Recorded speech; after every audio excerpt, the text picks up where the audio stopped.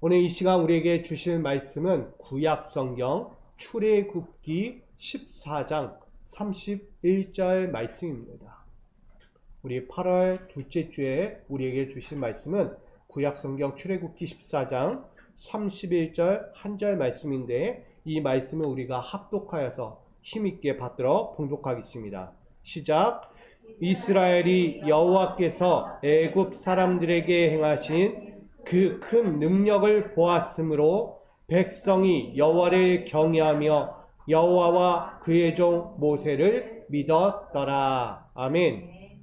오늘 이 본문을 가지고 보는 믿음을 가질 것인가 라는 제목으로 함께 은혜를 나누고자 합니다. 먼저는 언제나 믿음이 앞서는 삶이 되기를 부탁드립니다. 이야기했듯이 믿음은 우리가 존중해야 합니다. 믿음에 대한 경홀함이 있다면 결국 믿음의 역사와 믿음의 순종은 일어나지 않게 됩니다. 그러기에 여러분들이 어떤 상황이 와도 어떤 순간이 와도 믿음에 대한 존중을 가지고 그 믿음을 따라 끝까지 살아갈 수 있기를 부탁드립니다. 그 한 이면에 한 문자를 보고자 합니다. 본다는 거예요. 이 본다는 것이 참 중요한 건데, 보는 믿음, 과연 이것이 좋은가? 이 보는 믿음으로 살아갈 것인가? 우리는 다시 한번 고민해 봐야 하지 않겠나. 그런 의미에서 오늘 보는 믿음을 가질 것인가 라는 제목으로 나눈 것입니다. 우리 미소가족 여러분, 동행이 무엇이라고 생각하십니까? 동행. 이 동행이라는 것은 할라크라고 해가지고 걷다, 가다, 이동하다 라는 의미를 갖고 있습니다. 하지만 이 동행은 단순한 걷기 그 이상의 의미를 갖고 있다는 것입니다. 동행은 방향과 목적을 함께 맞추는 것이죠. 동행은 침묵 속에서도 이해가 연결되는 것이라고 말합니다. 이렇듯 동행은 서로의 감정과 상황을 함께 공유하는 관계이기도 합니다. 특별히 이 동행은 신뢰를 마음에 품고 무언의 책임까지도 함께 나누어 가는 관계라고 말하고 있습니다. 성경에는 이런 동행의 삶을 살았던 인물들이 등장합니다. 우린 그 중에서도 특별히 하나님과 동행하며 살았던 두 인물, 대표적인 인물을 우린 보고자 합니다. 그들은 바로 에녹과 노아였습니다. 창세기 5장과 창세기 6장에 보면 에녹과 노아가 등장합니다. 이들은 하나님과 동행하며 살았다라는 거예요. 서두에 이야기했듯 동행은 신뢰의 기준이에요. 신뢰가 바탕이 되고 그 가운데 이해가 연결되고 함께 맞춰가는 거예요. 에녹과 노아는요, 하나님을 이해했고요, 하나님의 선하신 뜻에 맞추며 함께 신뢰하며 동행했다는 것입니다. 하나님의 뜻이 어떠하든 그 뜻에 순종했습니다. 하나님의 길이 어떠하든 그 길에 기꺼이 동참했습니다. 그래서 에녹과 노아를 이야기할 때마다 단순히 하나님 옆에 있었다라고 말하지 않습니다. 하나님을 향해 삶 전체를 믿음으로 드렸다라고 말합니다. 이 의미는 신앙의 방향성과 태도가 보는 믿음에 머물지 않았다는 의미입니다. 에녹과 노아는 하나님을 향해 마음과 생각을 일치시켰습니다. 삶의 방식까지 적극적으로 공유할 만큼 신뢰하고 주도적으로 따랐다라고 말합니다. 이것이 에녹과 노아가 평가되는 참된 믿음의 동행을 말하고 있습니다. 하나님과 동행했다는 이 단어 하나가요, 그냥 들리는 단어가 아닌 거예요. 억지로 이끌려가서 억지로 끌려가듯 그런 신앙 가진 믿음이 아니었다는 거예요. 그들 스스로가 주도적인 거예요. 나는 하나님을 따라갈 거야. 하나님이 어떤 생각을 하든 하나님이 어떤 길을 인도하시든 그래 그 길 가는 거야. 내 의지. 그게 동행이에요. 어떻게 옆에서 막 이렇게 이끌어가가지고 억지로 가는 동행이 아니다는 거예요. 여러분들은 어떤 길을 살고 있습니까? 어떤 동행을 하고 계십니까? 억지로입니까? 아니면 주도적으로, 자발적으로 그 동행에 동참하십니까? 오늘 에녹과 노아의 그 하나님과 동행하는 삶과는 반대로 살아가는 이들이 오늘 본 출애굽기 14장에 등장합니다. 이들은 뭐라고요? 보고 나서야 생기는 믿음이었다는 거예요. 이스라엘은요, 자발적인 신앙이 없었어요. 항상 뭔가 이끌어줘야 하고, 건면해야 하고, 붙들어줘야 하고, 보여줘야만 하는 생기는 믿음이었다는 거예요. 너무나 수동적이죠. 자발적인 게 없어요. 능동적으로 해본 적이 없어요. 수동적인 거예요. 애굽에서 탈출한 이스라엘에게요, 하나님께서 어떻게 하십니까? 불기둥과 구름기둥으로 인도하십니다. 그리고 홍해 앞에 비와 희로까지 그들을 불기둥과 구름기둥으로 인도하셔서 애굽에서 탈출하여 그 가는 광야의 여정을 지켜 보호하셨습니다. 그러나 이스라엘 앞에 이제 놓인 것은 홍해라는 바다가 놓이게 됩니다. 그리고 뒤에는 애굽의 군대가 진격해 오고 있어요. 막다른 상황을 맞이하는 이스라엘을 보게 됩니다. 어떤 선택을 해도 곤란한 처지에 놓일 수밖에 없는 이스라엘이에요. 방법이 없어요. 탈출할 어떤 여력도 갖지 못합니다. 불가능하다는 거예요. 이스라엘은 그 앞에서 어떤 마음을 가졌을까요? 앞뒤로 꼭꼭 막혀 있는 그 상황에서 어떤 마음을 가졌을까요? 그들은 믿음보다 눈앞의 위기와 절망에 먼저 반응했다는 것입니다. 다시 이야기할게요. 이스라엘은 믿음보다 눈앞의 위기와 절망 앞에서 먼저 반응하고 있었다는 것이죠. 사람은 눈앞에 막막한 위기와 절망에 꼼짝달싹 못할 상황에 막다른 상황에 이르게 되면 제일 먼저 떠오르는 것이 뭐죠? 두려움이에요. 불안이에요. 그리고 절망과 원망과 불평이 먼저 쏟아내기 시작합니다. 이스라엘 백성도 바로 그 순간 했던 게 뭐예요? 두려움이었어요. 불안이었어요. 걱정과 절망, 원망, 결국은 불평이 쏟아지기 시작했어요. 10절로 11절, 12절이 이렇게 증가하게 됩니다. 그들은 심히 두려워합니다. 심히. 그냥 두려워한 것도 아니에요. 앞에는 홍해바다 꼭꼭 막혔어요. 뒤에는 애국 군대가 병마를 이끌고 마구 달려오고 있어요. 무기도 없고 아무것도 가지지 않은 이스라엘은 심히 두려워했다. 그러면서 터져나온 게 뭐예요? 절규하는 원망의 소리가 들립니다. 어찌하여 여기서 이 광야에서 우리를 죽게 하는가? 그러면서 한다는 얘기가 뭐예요? 믿음 없는 소리예요. 나 차라리 저 애굽으로 다시 가서 그 사람들을 섬기겠다. 하나님 볼장 없다는 거예요. 하나님 더 이상. 나는 애굽 가서 애굽을 섬기겠다라는 이들의 오만한 생각들이 터져 나옵니다. 여러분, 사람은 눈앞에 막막한 상황이 이르게 되면 하나님을 볼 생각이 없어요. 내가 처음 환경에서 이거 저거 따지다가 이게 안전하다 싶으면 거기에 손을 잡는 거예요. 그게 사람이에요.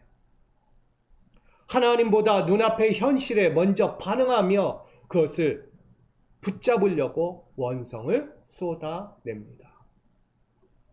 우리는 이스라엘의 모습을 보면서 이렇게 생각하게 됩니다. 과연 이스라엘이라는 그 나라는 믿음이 있었던가? 아니면 없었던 것일까?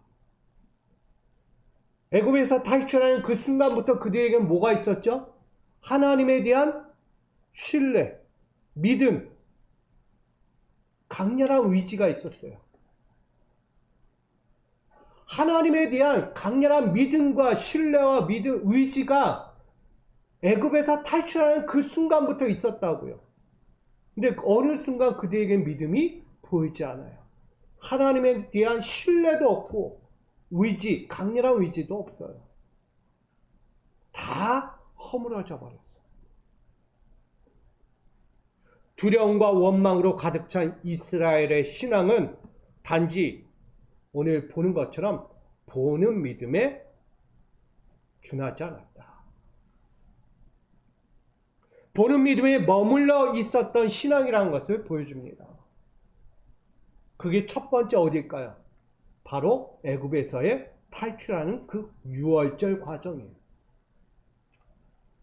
구원을 어떻게 얻는다?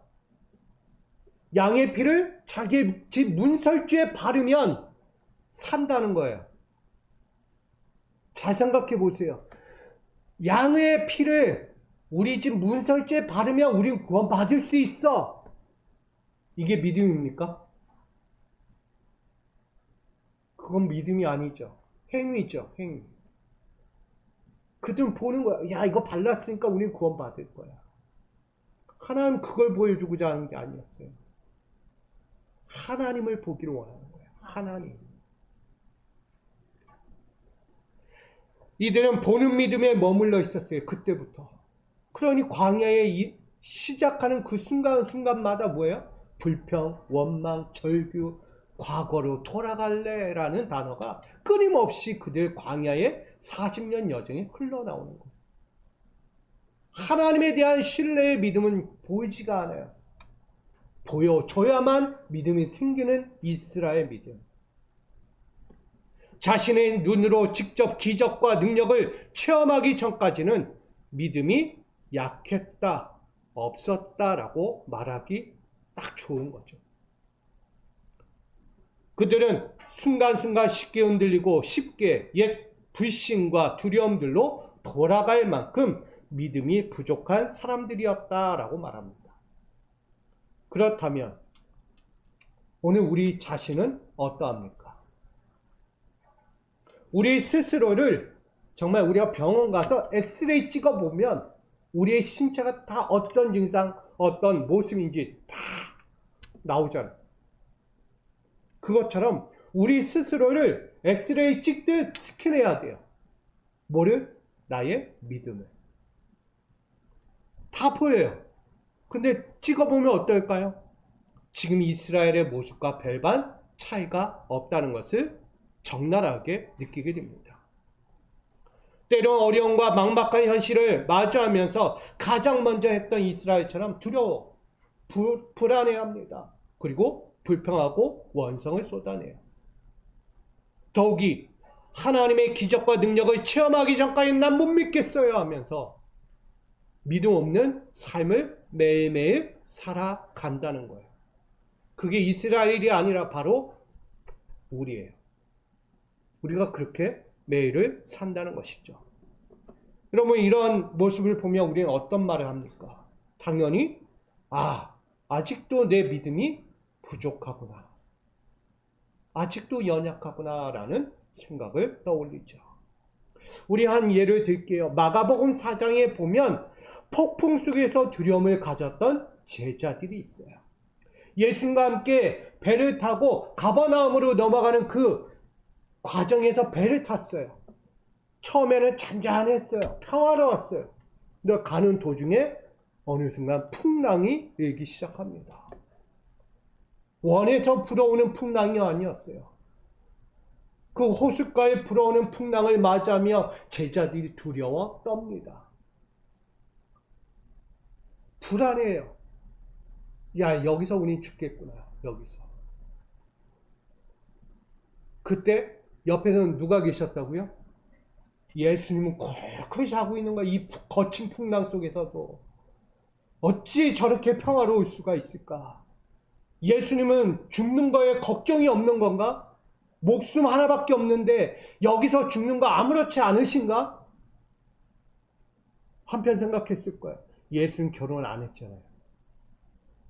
예수는 결혼을 안 했잖아요. 가족이 있어요. 자녀가 있어요. 누구 먹여 살릴 사람이 있어요. 근데 우리는 아니에요. 난 먹여 살려야 할 사람도 있고 내 자녀도 있고 내가 사랑하는 사람들이 얼마나 많은데 내가 지금 죽냐. 예수님과 우리는 달라요. 예수님, 우리는 죽게 생겼습니다. 예수님은 혼자 죽어도 상관없지만 우리는 죽을 수가 없어요. 남겨진 이들 때문에. 여기에 믿음이 있을까요? 없을까요? 세속적이잖아요. 세상의 마음이에요. 예수님에 대한 신뢰, 예수님에 위한 의지, 강렬한 의지가 없어요. 예수님이 우리 구해 주실 거야. 예수님이라면 우리 살려 주실 거야.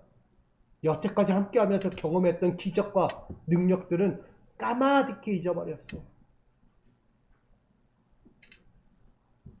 또 하나가 있죠. 마태복음 14장에 보면 거친 풍랑에 두려워하며 물에 빠져가는 베드로를 보게 됩니다.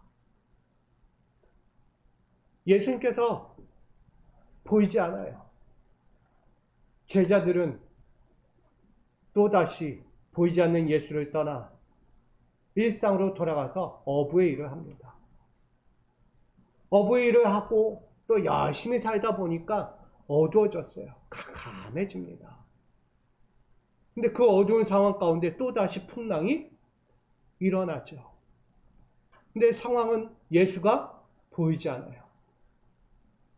사역이 중반으로 넘어가는 그 과정 안에서 예수가 보이지 않아요. 그때 우린 여기서 죽는구나. 어떻게 하냐? 어떻게 살아야 되냐? 지난날엔 예수가 계셨는데 지금은 예수가 보이지 않아. 예수님이 함께하지 않아요.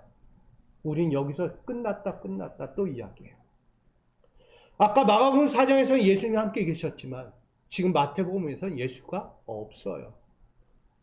이거 잘 구분해 보세요. 예수가 계실 때와 예수가 없을 때 우리는 어떨까? 이들은 그냥 끝났어. 더 이상 어떤 방법이 없어요. 끝났다. 그럴 때 짜잔! 누가 계세요? 예수님이 그 거친 풍랑 가운데 딱 서서 기다리고 계신 거예요. 그때 누가 먼저 발견해요? 베드로가 발견해요. 그 거친 풍랑 가운데 계신 예수를 발견하고요. 주님, 만일 주님이시면 나를 이 바다 위로 걷게 하여 주십시오라고 믿음 있는 소신을 가지고 나아가요. 한 발, 두 발 걷는 그 순간 갑자기 바람이 불며 풍랑이 더 거세게 일어옵니다. 그때 베드로는 예수가 아니라 저 바람과 거친 풍랑을 보며 스스로 빠져가게 된다는 거예요. 믿음은요, 끝까지예요. 신뢰예요. 잠깐보다 많은 믿음이 아니라 영원히 어떤 상황이 와도 변하지 않는 신뢰의 믿음을 가져야 하는 거예요. 그걸 베드로를 통해서 우리에게 말씀하고 있는 것입니다. 이스라엘을 보세요. 지금 앞에는 바다고 뒤에는 애국 군대라는 추격의 위기를 맞은 이스라엘이에요. 그럼 어떠해야 합니까? 지금 이들이. 위기 앞에서 두려워 떨어야 합니까? 절망을 가져야 합니까? 불평불만하면서 다시 나는 과거로 돌아가서 저 애국 가서 살래라는 것이 맞습니까? 다 틀린 말이에요. 이들은 믿음 없는 말을 하고 있습니다. 자신의 연약함을 과거로 돌아가서 해소하려고 하는 거예요. 지금과 함께 했던 하나님, 그 곁에서 도와줬던 모세가 보이지 않아요. 그들은 미움의 대상이 되어버렸어요. 자기의 안정적인 현장은 저 애굽이라는 거예요. 애굽. 이스라엘이 그런 마음을 가졌어요. 분명히 이야기했잖아요. 변하지 말아야 하는 거예요. 믿음은. 하나님에 대한 신뢰, 하나님에 대한 의지가 변하면 안 되는 거였어요. 근데 이들은 쉽게 변했어요. 아니 어떻게 애국 가서 섬기겠다는 말이 쉽게 나옵니까? 여전히 하나님에 대한 믿음을 얻고 그들에게는 또다시 하나가 보여줘야 돼요. 그래야 믿음이 있을 것만 같아요. 뭐가 필요할까요? 그들에게 믿음이 생기려면 뭐가 필요해 지금? 기적이 필요한 거예요. 기적이. 보여줘야 하는 거예요. 기적을 보여주지 않으면 이들 또다시 또 딴소리 할 거니까. 그래서 하나님은 모세를 통해서 에구 하면서 하나를 또 보여준 거죠. 이렇게 말씀하세요. 너희는 두려워하지 말고 가만히 서서 여호와께서 오늘 너희를 위하여 행하시는 구원을 보라. 여호와께서 너희를 위하여 싸우시리니 너희는 가만히 있을지니라. 하나님의 싸움은요, 직접 나가가지고 막 칼 잡고 이렇게 싸우는 싸움이 아닌 거예요. 하나님은요, 말씀으로 하시는 거예요, 말씀. 그렇게 말씀하시고 이스라엘 앞에서 하나님은 4번의 기적을 행하십니다. 오늘 이 말씀에 앞서서요, 4번의 기적이 나와요. 이 짧은 시간 동안에 4번의 기적이 나옵니다. 기적을 이렇게 이야기합니다. 14장 19절로 20절엔 지금 그들 이스라엘에 앞서서 불기둥과 구름기둥을 인도하셨던 그 기둥들이 어떻게 되냐면 하나는 이쪽, 하나는 이쪽. 다시 말하면 이스라엘 진영의 불기둥과 저 애굽 진영의 구름기둥을 보내서 그 사이를 벌어지게 한 거예요. 지금 앞서가던 불기둥과 구름기둥이 뒤로 돌아서 지금 옮겨진 상태를 이야기하는 거예요. 그게 첫 번째 오늘 기적입니다. 그렇게 이스라엘에게 보여주고 계신 거예요. 또 하나는 지금 이스라엘 앞에 뭐가 있죠? 홍해라는 바다가 있을 때 그 바다를 훤히 여시는 거예요. 여러분들이 영화를 보고 다 봤잖아요. 뭐 요번에 킹 오브 킹스에서도 다 보셨잖아요. 바다의 길을 쫙 여셔서 그 바다의 벽을 만드시는 거예요. 그리고 나가서 구름기둥과 불기둥으로 애굽 진영을 혼잡하게 합니다. 하나님의 불기둥과 구름기둥이요, 이 애굽의 진영이 벽마를 타고 오려고 하는 그 순간에요, 어지럽게 하는 거예요. 혼란하게 만드는 거예요. 어디까지 왔을 때? 그 바다의 벽을 같이 통과하며 따라왔을 때. 그때 마지막 4번째 사건이 뭐죠? 비로소 그 홍해의 물로 덮어버리는 기적의 사건을 이 4가지로 이렇게 정의하고 있습니다. 이스라엘은요, 이 하나님의 4번의 기적과 능력을 보고서야 또다시 뭐가 생겼을까요? 믿음이 생겼다라는 것입니다.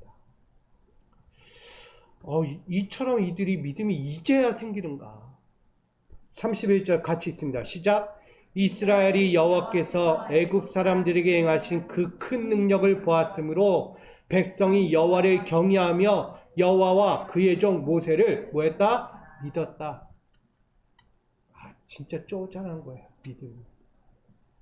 안 보여주면 안 믿고, 보여주면 믿고, 뭔가 그들에게 행해주면 믿고, 아무것도 주지 않으면 믿지 않는 믿음. 미소가족 여러분, 잘 생각해 보십시오. 믿음이 뭔가? 왜 믿음인가? 왜 믿음을 가져야 하는가? 믿음은 무엇이기에 우리에게 그토록 예수님을 통해서도 요구하신가를 기억해야 합니다. 우리는 믿음에 대해서 분명히 이야기하는 몇 가지 또 사건이 있습니다. 중요한 우리에게 던지는 사건이 있죠. 우린 도마의 이야기가 기억날 거예요. 제자들의 이야기가 기억날 거예요. 부활하신 예수님의 손과 발을 직접 만져보지 않고는 저는 절대 못 믿겠습니다. 누구예요? 도마예요. 누구예요? 예수의 제자예요. 아니 예수의 제자라는 그 도마가 예수님의 손과 발, 부활하신 예수님 진짜 부활한 거 맞아? 내가 직접 만나고 직접 그 손과 발을 만져보지 않고는 난 못 믿겠다니까? 이렇게 얘기하는 거예요. 믿음이 없어요. 그렇게 생활을 3년 반 공생애를 같이 그렇게 동거동락하고도 믿음이 없는 거예요. 제자들 어때요? 풍랑을 잠잠케 하시는 주님을 보고서야 믿음을 가진 거예요.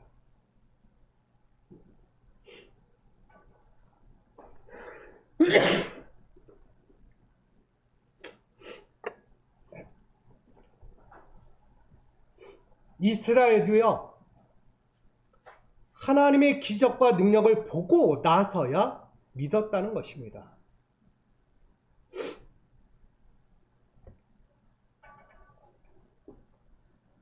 오늘 우리는 예수님의 말씀을 다시 기억하게 됩니다. 요한복음 20장 29절의 말씀을 우리는 보게 됩니다. 함께 있습니다. 시작. 보지 못하고 믿는 자들은 복되도다. 여러분, 봐야만 믿음이 생긴다면 그건 진정한 믿음이 아니죠. 보지 않고도 믿을 수 있는 믿음이 있어야 하는 거예요. 그래서 제가 서두에 이야기했어요. 여러분, 믿음에 대해서 뭐 하라고요? 존중을 가지라고 했어요. 내가 믿고 있는 이 믿음이 어떤 영향에 의해서, 어떤 의도에 의해서 믿어지는 거라면 그럼 믿을 가치가 없는 거예요. 그거는. 금세 사라질 거니까. 근데 여러분의 믿음은요, 존중해질 때 그 어떤 상황에서도 영향받지 않아요. 그 믿음이 강건해요. 굳건해요. 흔들리지 않아요. 그래서 그 믿음 가지고요, 살 수 있는 거예요. 오늘 이들은 믿음에 대해서 눈에 보이는 기적의 결과를 늘 찾고 있었던 거예요. 내 믿음은 보여줘야만 생깁니다, 주님. 보여주지 않으면 저는 믿음을 갖고 살 수가 없어요. 라고 얘기하는 거예요. 여러분, 믿음이 언제 시작됩니까? 믿음은 말씀에 대한 신뢰로부터 시작된 결단이기도 한 거예요. 지금 우리 현실 앞에서 펼쳐지는 홍해나 애국 군대가 있습니까? 여러분, 그 앞에서 지금 두려움에 먼저 반응하고 계십니까? 아니라면 믿음으로 말씀을 신뢰하고 그 뜻에 지금 반응하고 계십니까? 하나님과 방향과 그 목적을 함께 맞추고 그 이해가 연결되어 있는지를 우리 한번 다시 돌아봐야 합니다. 그래야 한다면 우리는 이렇게 말할 것입니다. 우리 잘 아는 광고죠. 말하지 않아도 알아요. 음식 광고잖아요. 말하지 않아도 알아요. 하나님, 그렇게 보여주지 않아도, 그렇게 말씀하지 않아도 저는 알고 있어요. 제가 어떻게 살아야 하는지, 어떻게 위지하고 살아가고, 어떤 걸 붙잡아야 하고, 어떤 게 옳은 건지, 그릇된 건지, 이게 좋은 건지, 나쁜 건지, 이게 죄인지 아닌지 알고 있다는 거예요. 이는 단순한 감정의 교감이 아니에요. 신뢰로 함께하는 시간, 같은 길을 걸어온 흔적이 있다는 것을 보여주는 믿음의 고백과 같습니다. 저는 여러분들이 믿음의 고백을 올리기를 부탁드립니다. 제가 금요철회 때 얘기했어요.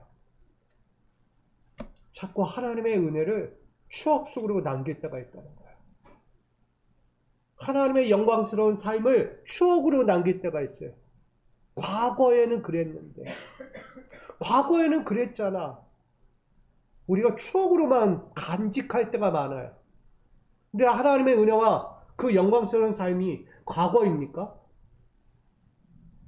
오늘도, 내일도, 앞으로도 계속될 거예요. 하나님의 은혜는요, 추억이 아닌 거예요. 아예 이제 늘상이에요. 늘상, 매일.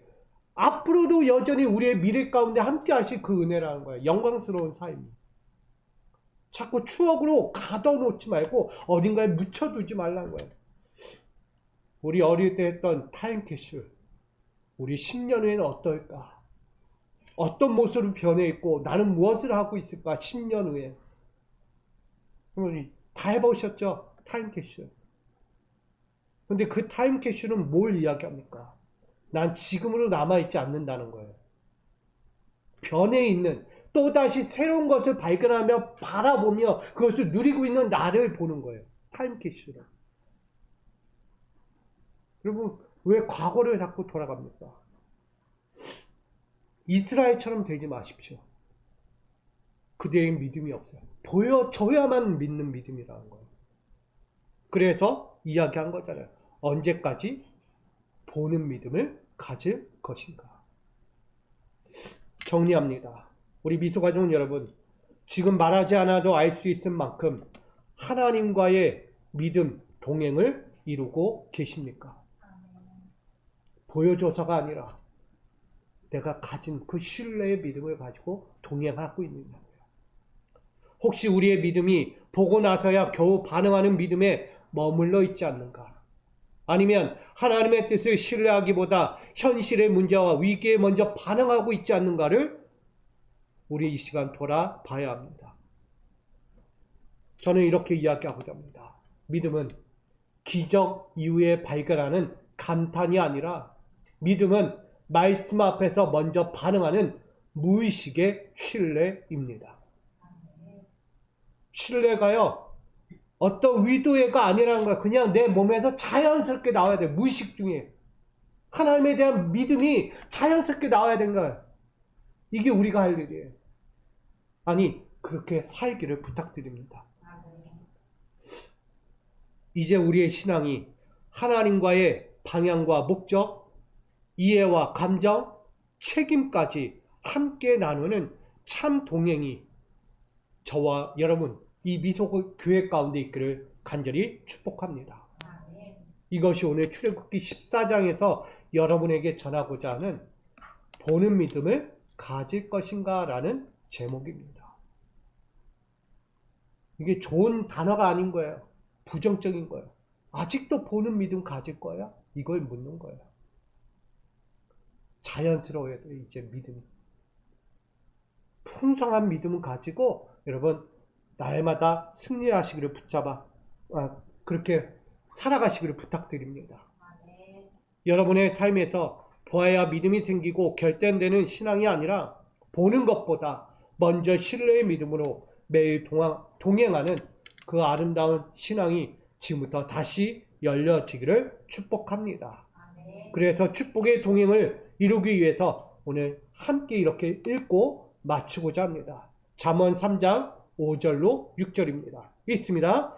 너는 마음을 다하여 여호와를 신뢰하고 내 명철을 위조하지 말라. 너는 범사의 그를 인정하라. 그리하면 내 길을 지도하시리라. 아멘. 이게 뭐라고요? 진정한 참된 믿음이에요. 보는 믿음에서 이제는 신뢰하는 믿음으로 바뀌시기를 부탁드립니다. 이게 우리 안에 이 8월 또다시 시작하는 그 앞에서 우리에게 주신 축복과 영광스러운 삶의 시작임을 알고 다시 한번 믿음으로 더욱 승승장구하는 저와 여러분 신앙되고 삶이 되기를 축복합니다. 우리 이렇게 인사하고 마칩니다. 믿음으로 신뢰의 동행을 이룹시다. 믿음으로 신뢰의 동행을 이룹시다. 우리에게 믿음이라는 이 동행이 얼마나 중요한지를 이스라엘 통해 배웠어요. 다시 한번 승리하십시오. 사랑합니다. 오늘도 믿음으로 동행을 이루기 원합니다. 보고서야 믿는 이스라엘처럼 되지 않길 합니다. 에녹과 노아처럼 하나님과 함께 동행할 만큼 신뢰할 믿음, 그 어떤 것에도 영향받지 않는 믿음을 가지고 주도적으로 자발적으로 그 믿음 갖고 살아가는 우리 믿음의 성도들이 되어서 오늘도 하나님의 기쁨 되고 하나님의 영광스러운 삶을 누릴 수 있는 준비되고 끼어있는 누릴 수 있는 자격 있는 우리 미소가족 성도들 되게 하여 주시옵소서. 그렇게 살 줄 믿으며 예수 그리스도의 이름으로 기도합니다. 아멘.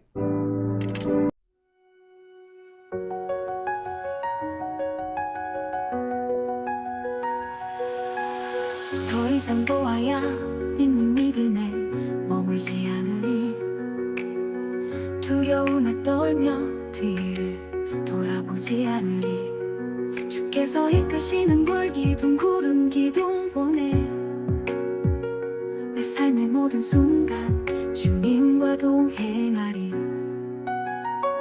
우리는 신뢰의 믿음으로 건네 기적 이후에 감탄이 아닌 말씀 앞에서 먼저 반응하는 믿음으로 주님과 방향과 목적을 함께 맞추며 가네. 오직 주만 오직 신뢰 할렐루야.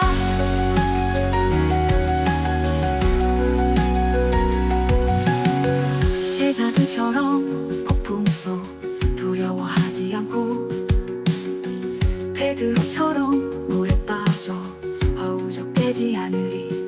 나의 삶에 펼쳐진 홍해 앞에서 주님은 이미 싸우고 계심을 믿네.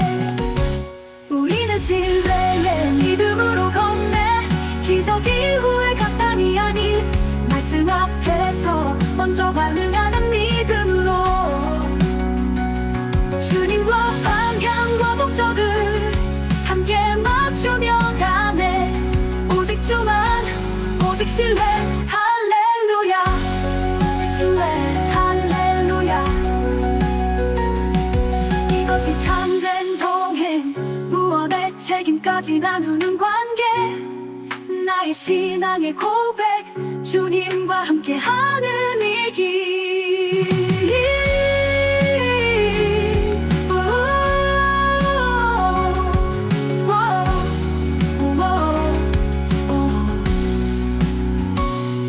우리는 신뢰의 믿음으로 건네 기적 이후에 감탄이 아닌 말씀 앞에서 먼저 반응하는 믿음으로 주님과 방향과 목적을 함께 맞추며 가네. 오직 주만 오직 신뢰 할렐루야. 오직 신뢰 할렐루야. 이것이 참된 동행 무언의 책임까지 나누는 관계. 나의 신앙의 고백 주님과 함께하는 이 길.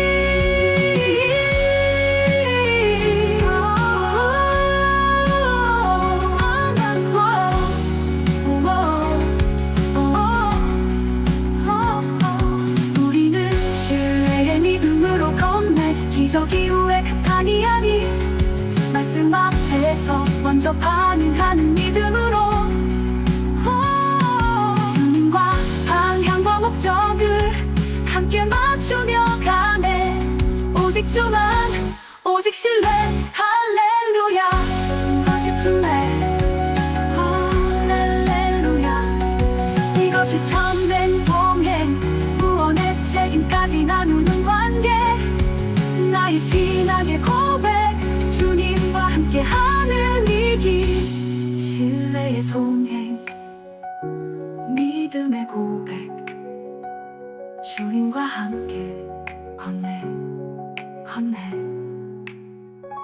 신뢰의 동행 믿음의 고백